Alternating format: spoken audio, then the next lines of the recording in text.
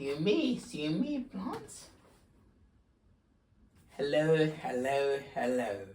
Welcome to another episode of 40 Weeks for Men, resource for men, by men, in order to help us be the best we can be in this crazy world. So, slightly different today. I'm here with you on camera. So we're going to be talking about week 26 gestation. Week 26 of the development of the baby, the fetus in the womb. And the topic this time was exercise, father's fitness. So we're going to be talking about that. I'll be very honest with you, I found it a bit weird to talk into a camera. So I'm going to be talking to this plant, my friend here. So just to let you guys know, if you want to do this as well, it's okay. It's not weird, I promise. It's a little bit weird, but it's not that weird. The good thing about talking to a plant is that it's good for them because the carbon dioxide in your breath helps them better photosynthesize. Some people say it helps them grow better. I don't know. And this one's pretty tall already, but I'm going to be talking to this plant as if there was somebody there. 40 weeks for men. 40 weeks for men. 40 weeks for men. Let's get started. Alright, hello my friends. So we're going to be talking today about week 26 of gestation, talking about exercise from our dad's point of view, so father's fitness. So yeah, this is Foundations episode, so I'm going to be educating, thinking about what's happening in that mysterious place in the womb at week 26, talking about my own experience and witnessing to my experience. So when it comes to exercising, when my wife was pregnant or when the babies were really young. And also, we're going to talk about society at large. And then we're also going to call listeners to action. Let's get into it. So, we're doing the video episode this time. So, guess what we're going to focus on today? The eyes. So, at week 26 of development, it's quite amazing, quite a few things happening to the eyes that are poignant, that are worth thinking about. So at this point, usually most babies on average are opening their eyes at week 26, and most of them are trying to learn the new skill of blinking. So opening and closing their eyes and blinking. You might even get the occasional wink if you look closely. But it's pretty awesome that they're doing that. Also, another thing to note is that there is like a myth that quite a lot of people still think about, that the majority of babies are born with blue eyes. But actually, like me doing some reading and looking at some research and that, most babies are not born with blue eyes. But it's pretty amazing. Eye color is mainly genetic. So there seems to be a language in the cells of the body that inform how baby's eye color is going to present. So whether it's going to be green, brown, blue, whatever. And usually that genetics is given by the parents. So if the parents both have blue eyes, then the baby's likely to have blue eyes. But what's even more amazing than this is that even though it's predisposed by genetic predisposition, a lot of the time babies, they're not actually fixed their eye color until they're about 3 years old, maybe earlier, maybe later. But actually their eye color might change. So they might start off with lighter eyes and get more dark, or they might start off with darker eyes and get more light. Usually it doesn't change massively in life from green to blue, but it might get a bit darker or lighter. But it's pretty amazing that you can watch that from the womb, from week 26 in the womb of development, all the way up to about 3 years old after it's been born. It's pretty amazing how the eyes are doing that. Yeah, I think so anyway. The other thing I wanted to note about now is that usually on average for most babies they're about between 5 and 36 centimeters big now, and that's about the size of an average cucumber. The reason I make a note of this, some people call it cucumber, whatever you say. I mean, I call it a cucumber. I think some Caribbean people, my wife calls it a cucumber. But yeah, I call it cucumber. Anyway, the reason why I think this is important is because actually my firstborn, this is her favorite vegetable. She loves cucumbers. She loves them. So maybe I can get to eat more. Time to think about my own experience as a dad. So thinking about exercise in pregnancy and also just afterwards. My own fitness. So I'll be very honest with you, I struggled at first, and especially in the first pregnancy. So obviously I have had 3 along with my partner and my wife.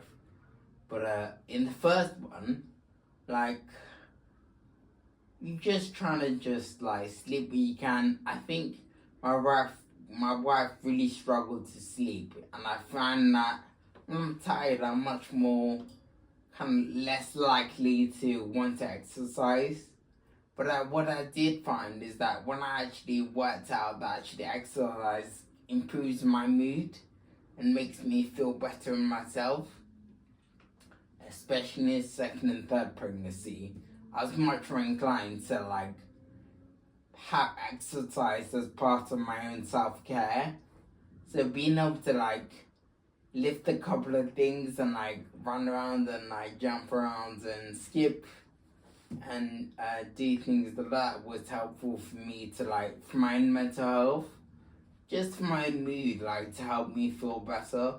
And especially after the babies were first born, so when we're dealing with sleeping issues and eating issues, man, exercise was a great way for me to release frustration and to actually release my own stress and help me be a better, immutable person and realize that this too shall pass. Yeah. Now it's time to talk about society at large. So the tradition around here is that we go to the Bible, God's word. So today, obviously the topic we're talking about is exercise. So I thought it'd be fitting to go to 1 Timothy chapter 4, verse 8. So we'll go to 1 Timothy chapter 4, verse 8. And I'll read it from the English Standard Version. We'll see if we can talk about some parallels that we think would be good to learn from. So I'll go ahead and read it now. 1 Timothy chapter 4, verse 8. For while bodily exercise is of some value, godliness is of value in every way. So yeah, thinking about that, I think it's awesome. Just obviously the rest of the verse, you can keep reading. And actually, to be honest, verses and chapters are helpful for us to realize where we are in the Bible. But to be honest, there was a time when it was just straight paragraph, no verses, no chapters. And the context there that I understand is that Paul is writing to his son in the faith, Timothy, and giving him some wisdom.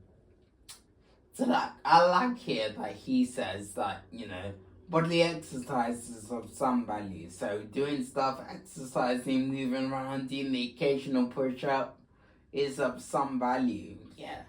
But godliness is of value continuously. In every way it says continuously. It doesn't stop being valuable. Godliness.